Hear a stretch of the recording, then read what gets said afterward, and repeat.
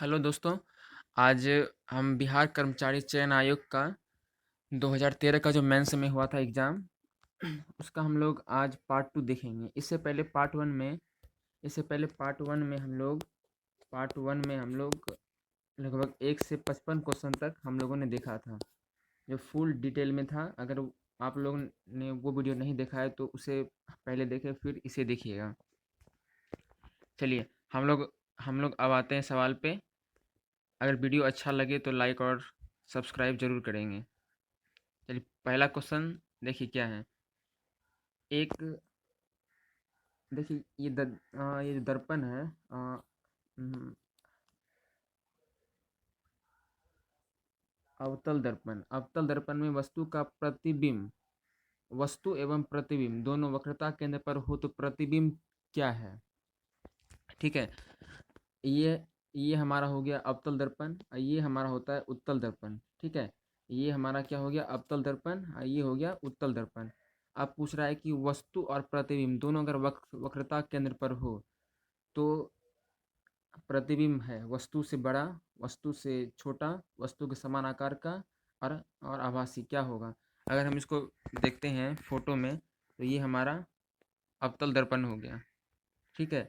मान लेते हैं ये तो अवतल दर्पण हो गया, इसे हटा देते हैं अभी। अवतल दर्पण हो गया। अब ये जो है, इधर इसका बनेगा परछाई, और ये हमारा वक्रता केंद्र। यहाँ से वस्तु है, यहाँ से दर्पण पे गया प्रतिबिंब भी, और ये दोनों यहाँ से टकरा करके, सॉरी एक बार फिर से देखते हैं। हाँ, यहाँ से ये हमारा दर्पण हो गया इस तरह से, और ये मूल बिंदु होते हुए यहाँ पे ये वक्रता केंद्र सी। ठीक है। इस पे कोई प्रतिबिंब है, इस पे मतलब कोई वस्तु है, कोई वस्तु का प्रतिबिंब डायरेक्ट लेंस डायरेक्ट दर्पण पे गया, और ये फोकस दूरी होते हुए ये प्रतिबिंब फोकस दूरी होते हुए डायरेक्ट ये प्रतिबिंब पर आएगा। और अगर प्रतिबिंब का देखें, अगर ये यहाँ से यहाँ आया, अब अगर हम इसे फोकस से ले लेते हैं तो यहाँ से यहाँ टकरा कर आएगा। तो एक तरह से देख रहे हैं कि वस्तु और प्रतिबिंब जो दोनों वक्रता केंद्र पर है, उसका प्रतिबिंब भी बराबर ही बन रहा है। प्रतिबिंब भी वस्तु के वस्तु के समान आकार का ही बन रहा है, ये इतना और ये इतना। तो इस तरह से हमारा ऑप्शन सी हो जाएगा आंसर, सी। चलिए, अगला क्वेश्चन देखते हैं। ऊष्मागतिकी का कौन सा नियम कहलाता है जो बिना किसी बाह्य कारक की सहायता से किसी कम ताप वाली वस्तु से किसी उच्च ताप वाली वस्तु को ऊष्मा स्थानांतरित नहीं की जा सकती है? तो इसका क्या होगा आंसर? जीरो, पहला, दूसरा, तीसरा। कौन सा नियम है जो बिना किसी बाह्य कारक की सहायता से कम ताप वाली वस्तु को किसी उच्च ताप वाली वस्तु को ऊष्मा स्थानांतरित नहीं की जा सकती है? नहीं की जा सकती है। तो इसका कौन सा होगा आंसर? तो ये दूसरा, इसका दूसरा होगा। ठीक है। दूसरा नियम, ऊष्मा का दूसरा नियम क्या है कि बिना किसी बाह्य कारक की सहायता से जो बाह्य कारक है, बिना किसी बाह्य कारक की सहायता से किसी कम ताप वाली वस्तु से किसी उच्च ताप वाली वस्तु में ऊष्मा स्थानांतरित नहीं की जा सकती है।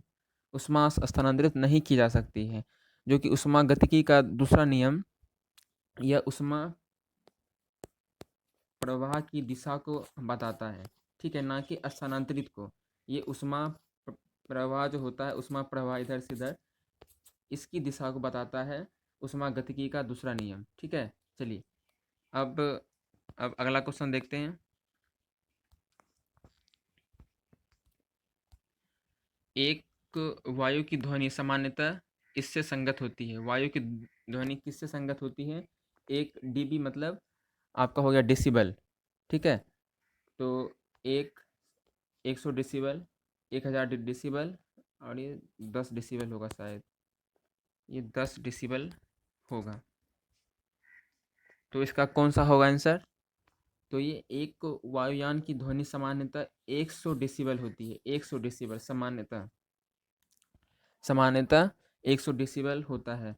अगर आप लोग जो रास्ते में बाइक सब देखते होंगे, बाइक सब जो देखते हैं, उसका कानून के हिसाब से कितना डेसिबल का हॉर्न होना चाहिए, कितना डेसिबल का हॉर्न होना चाहिए, तो 80 डेसिबल से ज़्यादा का नहीं होना चाहिए। अगर 80 डेसिबल से ज़्यादा है तो वो कानूनन जुर्म है, तो वो 80 डेसिबल से ज़्यादा नहीं होना चाहिए। ठीक है, अब इसका तो ऑप्शन नंबर बी हो जाएगा, ऑप्शन नंबर बी। ठीक है, चलिए अगला क्वेश्चन आते हैं। 1 नैनोमीटर बराबर होता है, यहाँ पे क्वेश्चन मिटा गया था तो मैंने इसे लिखा है। 1 नैनोमीटर बराबर होता है 10⁻0, 10⁻6, 10⁻−7, 10⁻−9। 1 नैनोमीटर किसके किसके बराबर होता है? 1 नैनोमीटर, तो 1 नैनोमीटर 10⁻7 ये सेंटीमीटर होगा। 10⁻7 सेंटीमीटर के बराबर होता है, 10⁻7 सेंटीमीटर के बराबर होता है। अगर पूछे 1 गीगामीटर, तो 1 गीगामीटर 10⁻9 सेंटीमीटर के बराबर, मीटर के बराबर होता है। अगर पूछे कि 1 माइक्रोन बराबर 10⁻−6, 10⁻−6 मीटर, 10⁻−6 मीटर, -6 मीटर। ये बहुत बार क्वेश्चन में, बहुत सारे एग्जाम में पूछा गया है कि 1 एंगस्ट्रम बराबर कितना होता है, तो 10⁻−10 मीटर होता है। ये बहुत बहुत एग्जाम में पूछा गया क्वेश्चन है। चलिए अगला क्वेश्चन आते हैं। नाभिकीय संलयन स्रोत है, नाभिकीय संलयन स्रोत है, किसका स्रोत है नाभिकीय संलयन? सौर ऊर्जा का, तापीय ऊर्जा, केंद्रीय ऊर्जा और अक्षय ऊर्जा। किसका है नाभिकीय संलयन, किसका स्रोत है? जल्दी बताइए। तो इसका हो जाएगा आंसर, कौन सा होगा? नाभिकीय संलयन किसका स्रोत है? तो ये सौर ऊर्जा का मुख्य स्रोत है। नाभिकीय संलयन सौर ऊर्जा का मुख्य स्रोत है, सौर ऊर्जा का मुख्य स्रोत है नाभिकीय संलयन। जब उच्च ताप पर जब जब दो छोटे छोटे नाभिक आपस में संलयित होकर एक बड़ा नाभिक बनता है, तो इस प्रक्रिया में उच्च परिणाम में ऊर्जा उत्पन्न होती है, बहुत ऊर्जा उत्पन्न होती है, जिसे नाभिकीय संलयन कहते हैं। और वर्तमान में भारत सरकार के द्वारा भी इसी के द्वारा विद्युत ऊर्जा का भी बात चल रहा है, और कहीं कहीं भारत में इसका उपयोग भी हो रहा है, और अन्य देश में भी इसका उपयोग हो रहा है। और सूर्य में जो ऊर्जा होती है वो नाभिकीय संलयन विधि द्वारा बनता है।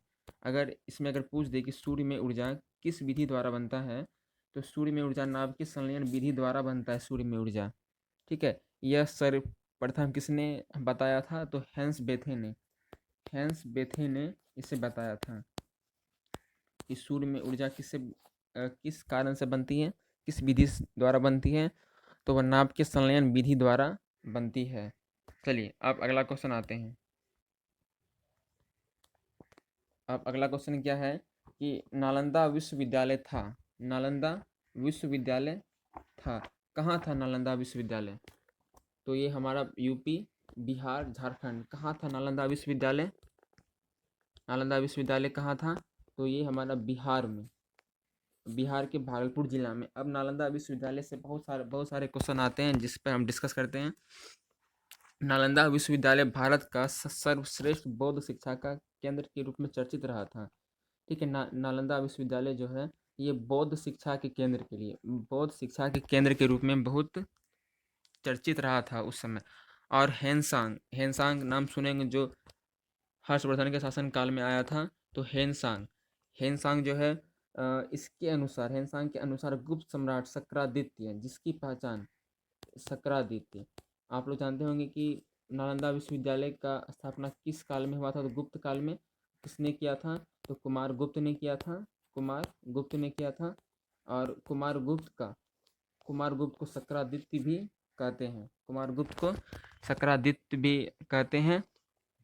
और यह सबसे पहले कुमार गुप्त ने 415 से 454 ईस्वी रूप में इसे की थी, 415 ईस्वी के बीच में इसकी स्थापना की थी। और अगर पूछे कि यहाँ पे नालंदा विश्वविद्यालय को ध्वस्त किसने किया था, तो बख्तियार खिलजी ने किया था, बख्तियार खिलजी ने नालंदा विश्वविद्यालय को ध्वस्त किया था। और पूछे कि नालंदा विश्वविद्यालय में शिक्षा का माध्यम क्या था, तो नालंदा विश्वविद्यालय में शिक्षा का माध्यम पाली था। ठीक है, पाली भाषा में नालंदा विश्वविद्यालय में शिक्षा दी जाती थी। पाली भाषा में यहाँ पे शिक्षा दी जाती थी। चलिए, अब हर्षवर्धन के समय में नालंदा महाविहार एवं अंतर्राष्ट्रीय शिक्षण संस्थान के रूप में यह विख्यात हो गया था। चलिए, अब अगला क्वेश्चन आता, अगर नालंदा विश्वविद्यालय से अब अगर देखते हैं, चलिए अगला क्वेश्चन प्राचीन भारत से ही है, नालंदा भी प्राचीन भारत से ही है। चलिए, अगला क्वेश्चन है कि निम्न में से बिहार में स्थित है, निम्न में से बिहार में स्थित है कौन सा है, निम्न में से बिहार में स्थित है। चलिए नेक्स्ट क्वेश्चन देखते हैं, निम्न में से बिहार में स्थित है सलीम अली पक्षी विहार, अशोक स्तंभ, उदंत पक्षी विहार, कामाख्या मंदिर। बिहार में कौन सा स्थित है, तो ये अशोक स्तंभ बिहार में स्थित है। और सलीम अली पक्षी विहार अगर पूछे तो कहाँ है, तो ये जम्मू कश्मीर में है, जम्मू कश्मीर में है सलीम अली पक्षी विहार। ठीक है, और अगला देखते हैं, तो ये गुवाहाटी में स्थित है कामाख्या मंदिर, असम। ठीक है, अब अगला इसमें देखते हैं कि अशोक स्तंभ, अब इसके बारे में थोड़ा डिटेल जानते हैं। अशोक का क्या है, ये बिंदुसार का सुयोग्य पुत्र था, अशोक बिंदुसार का सुयोग्य पुत्र था। और ये लगभग मौर्य साम्राज्य, ये 273 ईस्वी पूर्व में मौर्य साम्राज्य की गद्दी पर बैठा, 273 ईस्वी पूर्व या बीसी का था। ईस्वी पूर्व क्या हुआ, अभी जैसे कि 2022 चल रहा है, इससे पहले 2021 ऐसे करते करते 2001 भी था, 1999 ऐसे करते करते एक ईस्वी भी था, एक से पहले जो चल रहा था तो उसे हम बीसी कहते हैं, मतलब ईसा पूर्व। ठीक है, ईसा पूर्व मतलब अगर ये अगर पूरा देखें यहाँ से यहाँ तक कोई ईस्वी है, तो यहाँ बीच में तो एक हुआ होगा, तभी यहाँ पे 2022 है, तो इससे पहले भी 2022 हुआ होगा, 2022 फिर 2021 घटते हुए जा रहा था, फिर ये 2021 ऐसे करते करते एक ईस्वी तक आया, फिर यहाँ पे जीरो हुआ, फिर 1 2 3 4 करते करते 2001, 2002 3 4 करते करते 2022 तक आया। तो वही अशोक जो है, ये 273 ईस्वी पूर्व में 273 ईस्वी पूर्व में 273 ईस्वी पूर्व में मगध की गद्दी पर बैठा, और इसे लगभग 4 वर्ष का इसको युद्ध करना पड़ा था, 4 वर्ष का इसको युद्ध करना पड़ा था, अपने आंतरिक स्थिति को ठीक करने के लिए 4 वर्ष का युद्ध करना पड़ा था। 4 वर्ष का युद्ध करने के बाद फिर ये इसमें अगर -4 करेंगे तो 269 बीसी में ये मगध की गद्दी पर बैठा, मगध की गद्दी पर बैठा और इसका राज्याभिषेक हुआ। और ये शासन के 8वें वर्ष मतलब 269 के 8वें वर्ष 261 में कलिंग युद्ध किया, कलिंग युद्ध किया, जो बहुत फेमस था। और यहीं से कलिंग युद्ध के बाद से ही उसने युद्ध की नीति त्याग करके धर्म की नीति को अपनाया। ठीक है, अब देखते हैं कि मास्की और गुर्जरा अभिलेख में अशोक का नाम अशोक मिलता है। ठीक है, मास्की और गुर्जरा में बहुत सारे क्वेश्चन पूछता है, किस अभिलेख में मास्की और गुर्जरा अभिलेख में अशोक का नाम अशोक मिलता है। ठीक है, अगर पूछे कि पुराणों में इसका नाम क्या है, पुराणों में अशोक को अशोकवर्धन कहा गया है, पुराणों में अशोक को अशोकवर्धन कहा गया है। ठीक है, चलिए, और कहीं कहीं कहता है कि अशोक अपने 99 भाई को मार करके मगध की गद्दी प्राप्त किया था। अब दिव्यावदान में अशोक की माता का नाम क्या मिलता है, शुभद्रांगी। ठीक है, दिव्यावदान में अशोक का नाम क्या मिलता है, शुभद्रांगी मिलता है। ये चंपा के एक ब्राह्मण की पुत्री थी, चंपा के एक ब्राह्मण की पुत्री थी। चलिए, अब इसमें देखते हैं कि अशोक के पुत्र का नाम क्या था, महेंद्र। अशोक के पुत्र का नाम क्या था, महेंद्र, जिसके नाम पर अभी पटना में एक महेंद्रू जगह भी है। और इसकी पुत्री का नाम क्या था, संघमित्रा। पुत्री का नाम क्या था, संघमित्रा, जिसे श्रीलंका बौद्ध धर्म के प्रचार प्रसार के लिए भेजा था, जिसे बौद्ध धर्म के प्रचार प्रसार के लिए श्रीलंका भेजा था। ठीक है, अब देखिए, अब आते हैं अगला क्वेश्चन।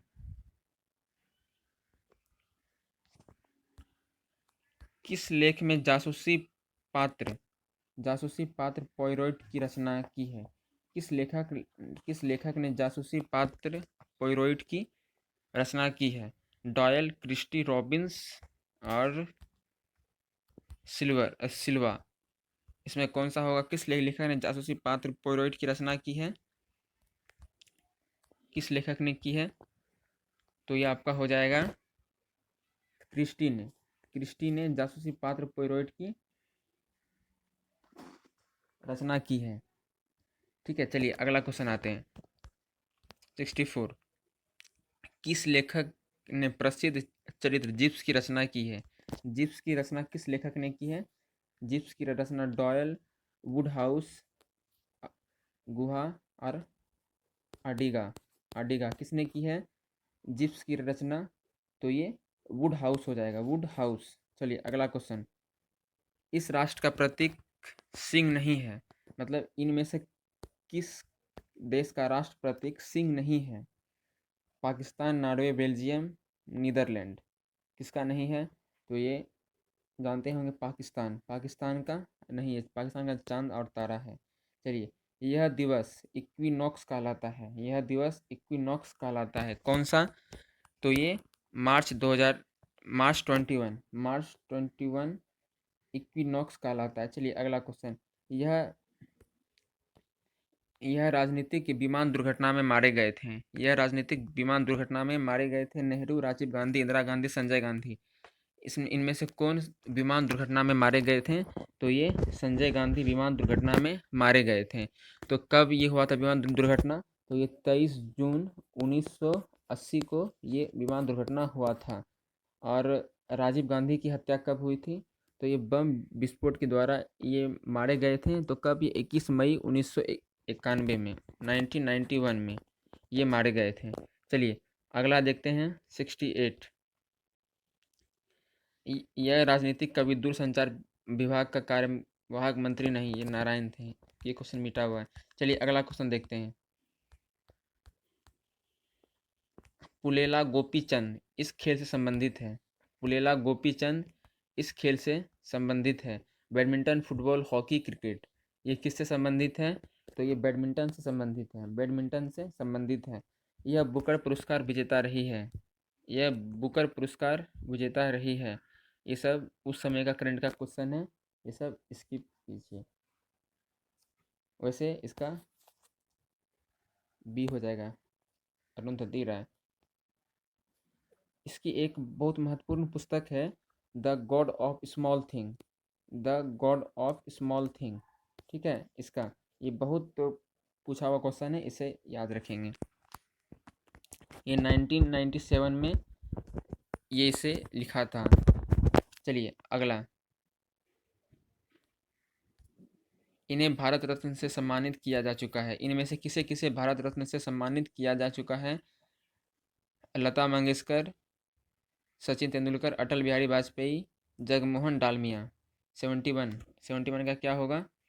ये उस समय के पूछे गए प्रश्न के हिसाब से लता मंगेशकर होगा, लता मंगेशकर होगा। चलिए अगला क्वेश्चन। भारत का राष्ट्रीय पुष्प क्या है? भारत का राष्ट्रीय पुष्प क्या है? तो ये कमल। चलिए अगला क्वेश्चन। भारत का राष्ट्रीय कैलेंडर का पहला मास क्या होता है? भारत के राष्ट्र कैलेंडर का पहला मास क्या होता है? तो ये चैत्र होता है राष्ट्र कैलेंडर का पहला मास। और अंतिम मास क्या होता है? फाल्गुन होता है। चलिए अगला क्वेश्चन। 14 नवंबर इस कारण मनाया जाता है क्योंकि यह किसका जन्म दिवस था? पंडित नेहरू का, राधा कृष्णन का, राजीव गांधी का और टैगोर का। किसका जन्म दिवस था? तो हम लोग 14 नवंबर को बाल दिवस मनाते हैं। क्यों? क्योंकि उसका उस दिन जन्म दिवस राधा कृष्णन का था, राधा कृष्णन का जन्म दिवस था। चलिए अगला क्वेश्चन। ये भी क्वेश्चन मिटा हुआ है, ये भी। चलिए अगला। भारत की पहली बोलती फिल्म भक्त प्रहलाद, राजा हरिश्चंद्र। इसके इस क्वेश्चन का जवाब आप लोग कमेंट्स में दीजिएगा। भारत की पहली बोलती फिल्म, भारत की पहली बोलती फिल्म। ठीक है, चलिए अगला क्वेश्चन। सर्वश्रेष्ठ फीचर फिल्म, ये करंट का क्वेश्चन है। वाक्यांश जस्ट डू इट किस कंपनी से संबंधित है?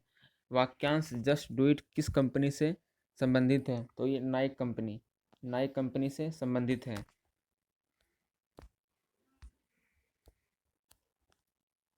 इसमें आई किसके लिए है? NSAID, ये आई किसके लिए है? ये हो जाएगा आपका इन्फ्लेंट्री के लिए है। ये भी क्वेश्चन मिटा हुआ है। चलिए अगला क्वेश्चन आते हैं। चलिए, नालंदा विश्वविद्यालय के पहला कुलपति किसे नियुक्त किया गया था? नालंदा विश्वविद्यालय के पहले कुलपति किसे नियुक्त किए गए थे? नालंदा विश्वविद्यालय के पहले कुलपति किसे नियुक्त किए गए थे? APJ Abdul Kalam, Sonia Gandhi, Manmohan Singh, P Chidambaram. इसका कौन सा हो जाएगा? तो APJ अब्दुल कलाम को नालंदा विश्वविद्यालय के पहले कुलपति नियुक्त किए गए थे। नालंदा विश्वविद्यालय के पहले कुलपति APJ अब्दुल कलाम को नियुक्त किए गए थे। और कब? तो ये 2008 को नियुक्त किए गए थे, 2008 को नियुक्त किए गए थे। और नालंदा विश्वविद्यालय अधिनियम 2010 को लाया गया था।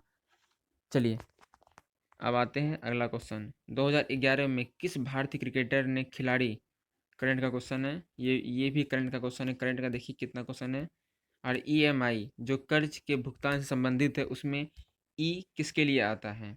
उसमें ई किसके लिए आता है? समान इक्विडेट इलेक्ट्रॉनिक्स विस्तृत किसके लिए? तो इक्विडेट के लिए आता है EMI। ठीक है, ये हर हर मंथ जो किस्त लिया जाता है तो उसमें इसी का प्रयोग किया जाता है। चलिए अगला क्वेश्चन, श्वेत क्रांति। ये देखिए पिछले बार भी 2011 का जो प्री का एग्ज़ाम हुआ था उसमें भी था। श्वेत क्रांति का पिता कौन था भारत में? तो तो इसका क्या हो जाएगा? 87 का कुरियन हो जाएगा, कुरियन। ठीक है, कुरियन हो जाएगा। ये भारत में श्वेत क्रांति का जनक है। इसे अमूल मैन भी कहा जाता है, इसे अमूल मैन भी कहा जाता है। इसकी मृत्यु 2013 में हुई थी, 2013 में इसकी मृत्यु हुई थी। चलिए अब अगला क्वेश्चन आते हैं। विशेष सेना जो ओ- ओसामा बिन लादेन को मारा था, ओसामा बिन लादेन को जो मारा था, उसमें से सेना का कौन सा नाम था?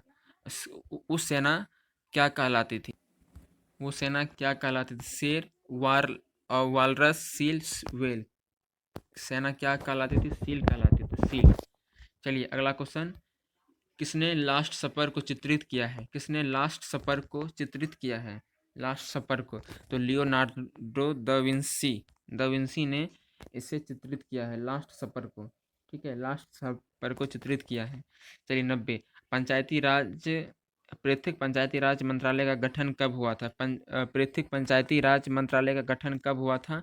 1956, 1965, 2010, 2004। ये कब हुआ था? तो 2004 में हुआ था, 2004 में हुआ था। चलिए अगला क्वेश्चन। अभी देखिए, अगर पूछे कि ग्राम पंचायत, तो ये भारतीय संविधान के अनुच्छेद 40 में ग्राम पंचायत के गठन का निर्देश है। और अनुच्छेद 40 गांधीवादी दर्शन को मानता है। और 73वें संविधान संशोधन 1992 द्वारा पंचायती राज को संवैधानिक दर्जा मिला है।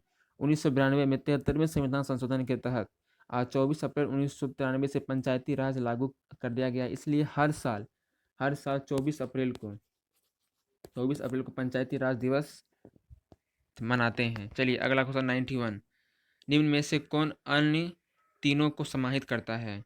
निम्न में से कौन अन्य तीनों को समाहित करता है? परितंत्र, आबादी, कम्युनिस्ट, जाति। अन्य तीनों को समाहित करता है तो ये तीनों को समाहित कौन कर लेता है? परितंत्र, परितंत्र तीनों को समाहित कर लेता है। चलिए अब अगला क्वेश्चन, ये तो मैथ का क्वेश्चन है। मैथ का सॉल्व करेंगे तो बहुत काफ़ी लंबा वीडियो हो जाएगा। ठीक है, तो इसका ऑप्शन नंबर बी हो जाएगा। चलिए अगला क्वेश्चन 93, ये भी आप लोग क्वेश्चन देखते जाइए, मैं सिर्फ इसका बता देता हूँ आंसर। इसका क्या होगा? 93 का ए, और 94 का क्या हो जाएगा? ये बी। चलिए अगला क्वेश्चन 95, 95 का क्वेश्चन आप लोग देख लीजिए। 95 का सी हो जाएगा। 96 भी देख लीजिए। 96 का ए हो जाएगा और 97 का भी ए। 98 डी। मैथ का क्वेश्चन देख लीजिए, इसी लेवल का क्वेश्चन रहेगा, थोड़ा सा हाई हो सकता है। 99 का भी ए होगा। 100 का भी बी होगा। 101 ये बी होगा। 102 का भी बी होगा। 103 ए होगा। 104 बी होगा। 105 ये क्वेश्चन देख लीजिए, 105 का बी होगा। अब आते हैं अगला 106। 106 का क्या होगा? 106 का बी होगा। 107 का डी होगा। 108 का सी होगा और 109 का क्या हो जाएगा? 109 का बी। 109 का बी हो जाएगा। 110 का डी। 111 का सी। 112 का भी सी हो जाएगा और 113 का डी। 113 का डी। ये सब रीजनिंग का सवाल है। रीजनिंग का सवाल लगभग में ठीक ही है। और 114 का क्या सी हो जाएगा और 115 का देख लीजिए, ये भी हल्का, काफ़ी हल्का क्वेश्चन है। 115 का बी हो जाएगा। चलिए अगला क्वेश्चन।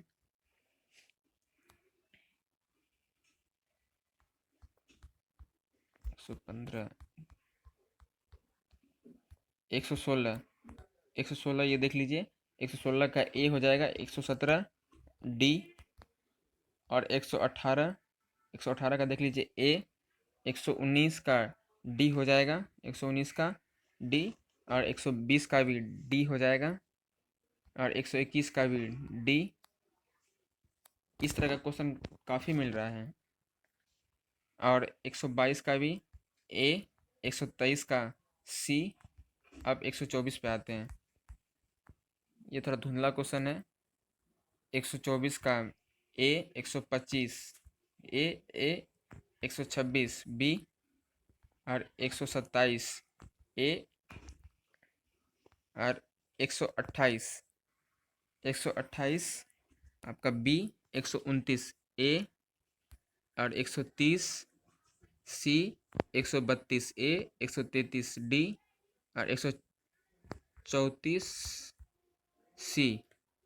134 का सी हो जाएगा। इसे जूम कर देते हैं। 134 का सी। 135 का B. 136 C. 137 A. 138 A. 138 A. 139 B. 140 C. 141 B. 142 C. 143 A. 144 A B. 144 का बी हो जाएगा और 145 सी। 145 सी। अब 146 इस तरह से देख लीजिए, ये सब क्वेश्चन ही है। चलिए